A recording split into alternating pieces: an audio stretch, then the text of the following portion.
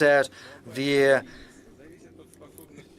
global leadership in the world economic ties is conditional on whether the country can ensure its own sovereignty. I wouldn't be exaggerating if I say that this race for sovereignty has started, has kicked off, and it's gaining traction. We're not just talking about the capability to oppose external pressure and defend national interests. This is about the quality of the government, the economy, and society. Sovereignty implies being smarter and being stronger. That means being able to better manage your resources, to better invest, including in your technical development. I will highlight that genuine sovereignty requires efficiency. We can't say that we are sovereign, and that is why we can afford to be expensive, slow, and inconvenient. Quite the contrary. In each and every field, we have to act the best, with the greatest efficiency, producing better, increasing the income of the government, business, and citizens. In difficult environment, Russia continues to reinforce its sovereignty rather than being isolated. It expands its circle of partners. It's true that the economic dynamics is moderate, and we'll probably get back to that, but I would like to remind you about the task fixed before the government starting from next year. We need to resume steady growth of our economy. We can only do that if we increase capital expenditure, launching a new investment cycle. In 2021-2024, investment growth in Russia was almost 38% in real terms. Last year, of course, there was a certain drop. I would like to draw your attention to the following fact. The launch of the new investment cycle is the key task of the economic authority.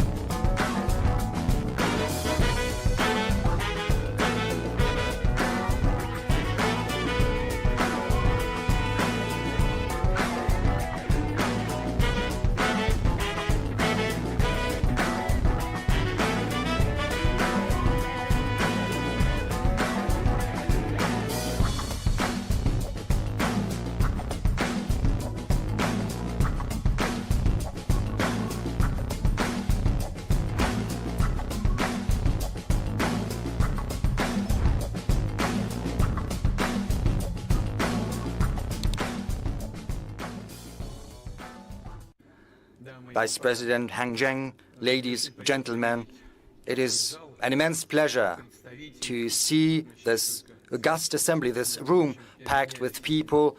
President Medvedev and I have just exchanged our views, and he said the room is packed, which is testimony to the interest caused by the St. Petersburg International Economic Forum. And I would like to welcome all the participants and guests here. Russia and St. Petersburg once again host leaders of companies, businessmen, experts this year from more than 130 countries, with a view to building business contacts and creating new contacts. Our moderator has just given us a very high bar to which we should rise up, and I'm going to talk about. But before we came here, she said that the atmosphere is very good, and it was thanks to the organizers. So at the outset, I would like to thank the organizers of this forum, everyone who participated in the organization process. Thank you. The unique nature, the attractiveness of SPIEF consists in this possibility of a frank dialogue on issues that are of interest to entrepreneurs, to whole industries and whole countries, and we're always open to those who are interested in working with other countries, those who stand ready to engage in mutually beneficial cooperation on equal footing. This approach, which consists in listening to one another, understanding the interests of one another, arriving at common solution, that is what harmonious path of development is all about.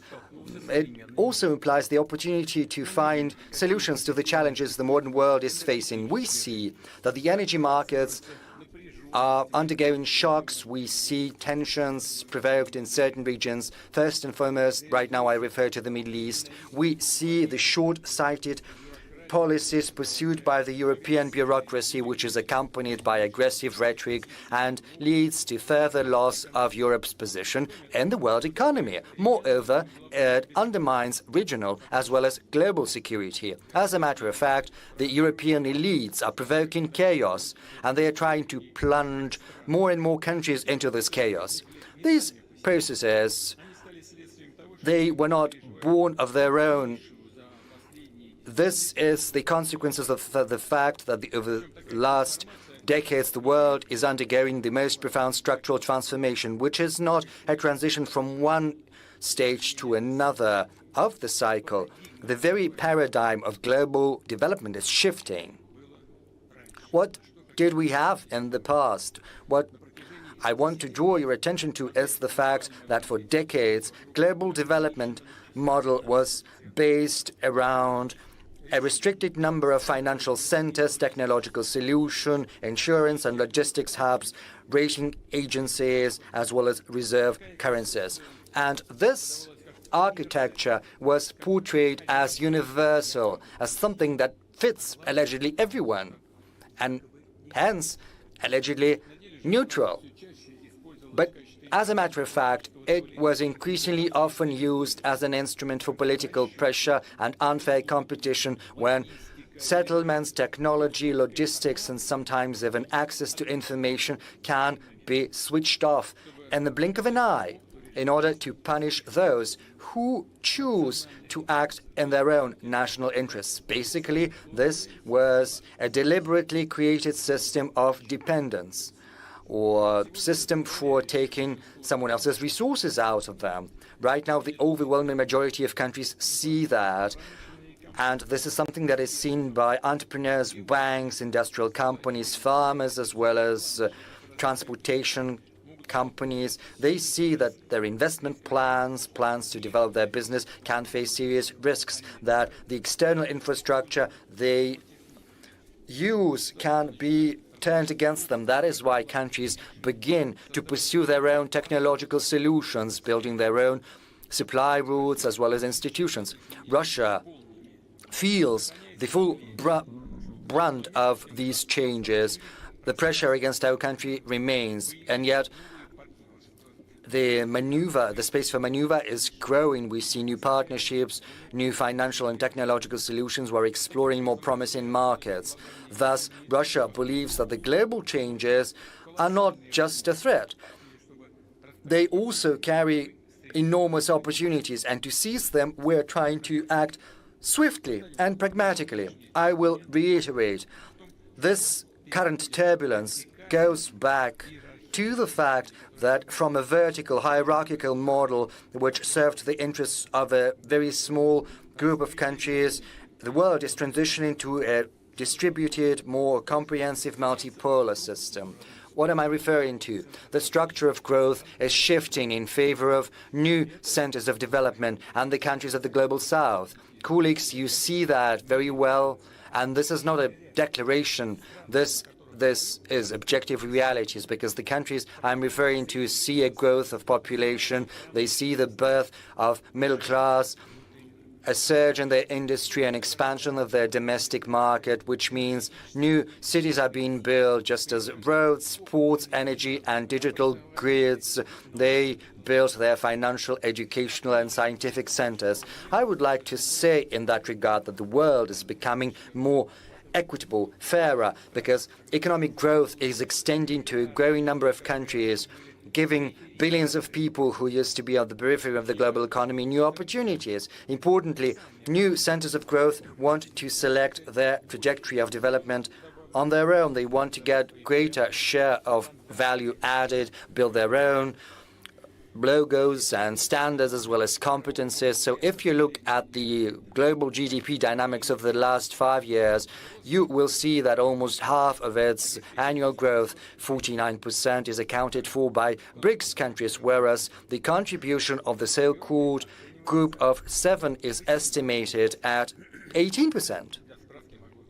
Just for your information, I can tell you that in 2021-2025, the global economy grew on average by 4.1%. Annually, 2% accounted for by BRICS and just 0.8% accounted for by the G7. Right now, the share of BRICS in the world GDP based on purchasing power parity stands at 40%, whereas the G7 share is less than 29%. So BRICS has already overtaken the G7, and it did so back in 2020, but this gap is increasing. This gap is expected to grow in favor of BRICS. But what are the sources explaining this process? This is due to the fact that BRICS is going to grow at a steadily greater pace. The pace is greater right now, but this trend is going to persist. The G7 is going to grow at best by 1.1% per year, whereas BRICS... Work today is broken. We're all working in too many disconnected apps, and it's killing team productivity. But for the first time, there's a platform that fixes it by combining everything you need. Projects, chat, and knowledge in one place. It's all powered by the world's most complete work, AI, so you can find answers from anywhere and get work done faster. Introducing ClickUp, the everything app for work. To shift, it is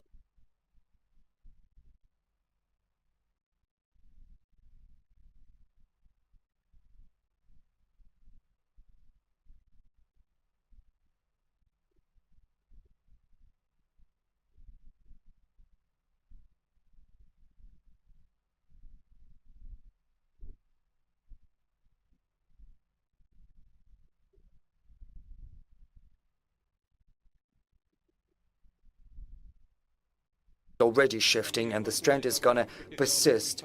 For many years, most flows of trade, capital, and information were going through a handful of Western infrastructure hubs. Even when a good was flowing from one Eurasian country to another Eurasian country, the settlements, logistics, insurance, arbitration were all based on the institutions of third countries, which generated additional costs and created political dependence. Right now, international trade is becoming increasingly efficient. We see growth of supplies without intermediaries. Settlements in national currencies are expanding. New corridors are being set up. In Eurasia, I refer to North-South corridor, Trans-Arctic transportation route, as well as links via the Caspian Sea, Central Asia, the Black Sea, and the Middle East. All of these projects and logistics routes are the emblem of modern development as well as future development. To cite an example and to show that the global trade system ceases to be centered around the West, I can say that over the last 25 years, BRICS' share in the world trade in goods has more than doubled. Last year, BRICS accounted for almost 25% of the world export, and this indicator continues to grow steadily, inexorably, just as intra-BRICS trade is growing, and it has exceeded $1 trillion per annum. A special role is taken on by the connected countries that are linking together markets, technologies, financial flows, and the culture of doing business. And I'm not just referring to simple transit, carrying goods over a certain territory. The most important thing is to ensure trust, logistics, settlements, legal clarity, and technological compatibility. And this panel discussion is attended by the President of the Republic of Uzbekistan, whom I would like to welcome once again. I would like to thank you for being here with us on this panel. You are at the helm of the country, which is one of the centers of economic growth. Uzbekistan's population is growing rapidly. It is pursuing industrial plans. improving its agricultural as well as energy potential. Its domestic market is growing too. At the same time, Uzbekistan acts as an important link between Russia, Central Asia, South Asia, China, and the Middle East. When your individual development is harmoniously complemented by advantages of links to other centers of multipolar world, well, these examples are going to be increasingly numerous, and this fully applies to another guest of ours from Tanzania. Once again, welcome, Madam President. Tanzania plays a similar role in East Africa. There's another important trend I would like to point out. The global trade architecture is drifting away from its original principles of the World Trade Organization. Starting from the beginning of the 21st century, the number of bilateral, regional, as well as mega-regional trade arrangements has more than quadrupled. Why is this happening? The erosion of the World Trade Organization was set off by the very authors of these organizations, the Western nations to be more precise. When it benefited them, they promoted the WTO, they invited other countries to join, but once the West started to lose in this competition, universal common rules for the trade introduced by the WTO lost their interests to them. They became more of a burden. And that is when they turned to unilateral restrictions and so-called sanctions, and thus the Western countries basically switched off the WTO mechanisms, undermining trust in them. And once there is no trust, the institution can no longer function properly. And that means the businesses, the countries will have to find another solution, and they are doing that in the form of bilateral as well as multilateral trade arrangements. I said that before, sanctions and basically the theft of Russia's international reserves has had an irreversible effect on the positions of the world currencies, namely the US dollar and euro. This is an evident fact we have to recognize. Right now, all countries without exception, and I would like to underscore that, just as Russia can instantaneously